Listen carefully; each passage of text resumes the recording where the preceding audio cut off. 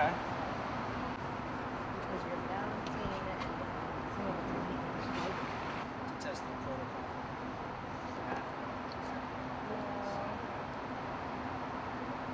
I think that I'm a little bit of an unusual case. Like, this is who I am. It's how I defined myself for a long time. Who are you? What do you do? I'm a dancer.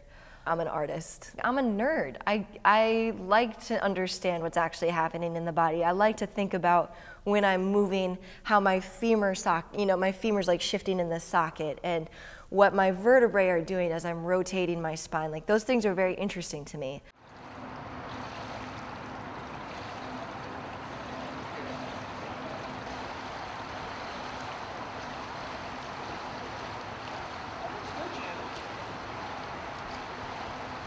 I started dancing when I was a child, like 3 years old, because I had very inwardly rotated legs and feet. So my mom put me in ballet class, like little pink leotard pre-ballet class, to help my muscles learn to work in a more parallel and then turned out position. I think that's one of the really cool things about dance, is it gives you an opportunity to train your body in a new way, even from a really young age.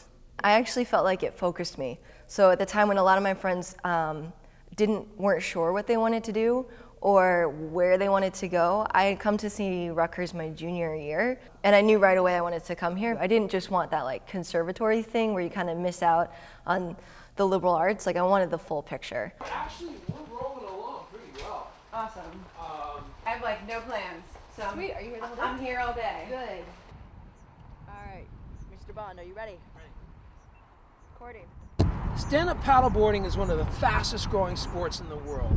Thousands of people have gained all kinds of health and fitness benefits by getting involved in the sport. And so to better understand the physiology of stand-up paddleboarding, we decided to use science to take a closer look. Do I need to press any of the buttons? Right.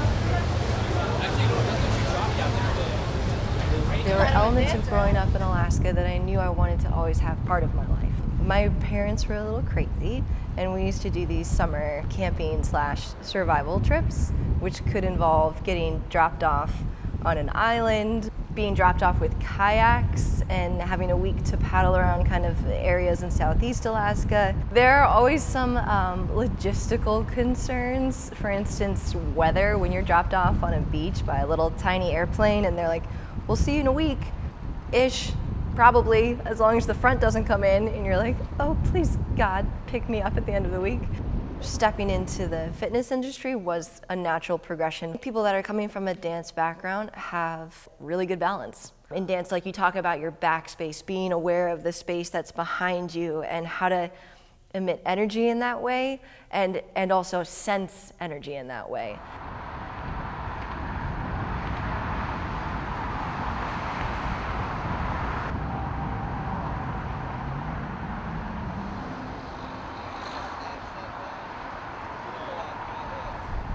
If people want to get out and enjoy the river, if you don't have the tools to do it, it's not fun. It's a survival paddle. You're like, I'm gonna die on the Hudson because I can't fight this current that's taking me out to sea. And it's very easy to stay motivated because you simply have to get home. Not finishing is not an option.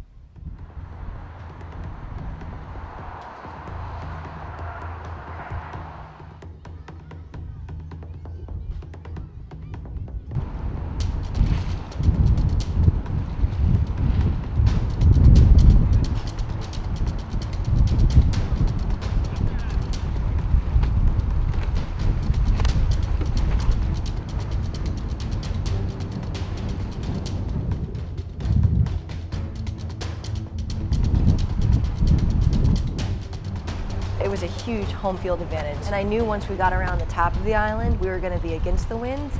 But at that point, I didn't know how bad that was going to be. It was carnage. People were doing anything they could to keep the board moving. Once I got down to the 79th Street boat basin, there was some outrigger people there from the same boathouse that we were at. And they were like, come on, like you're almost there.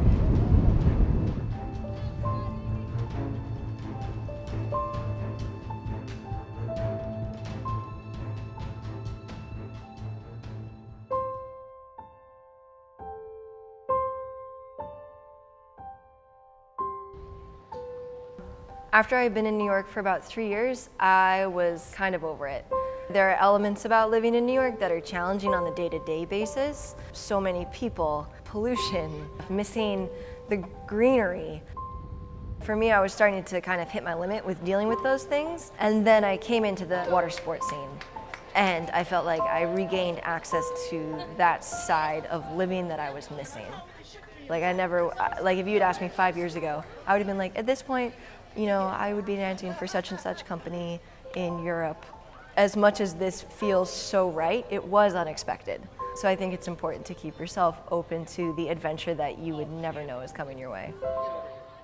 Get over here, Shannon. Get over here. Get over here. That's spectacular, Shannon. Is there anything else you want to say before we wrap it up? I mean, I think that Mason Gross develops people as like whole people and gives you some of the courage that you need once you get out there to be confident to continue exploring. And I don't know that all departments are so successful at that. As I've watched my fellow peers go their ways, that's something that I've noticed, that it's like whatever you're doing it in a strong way.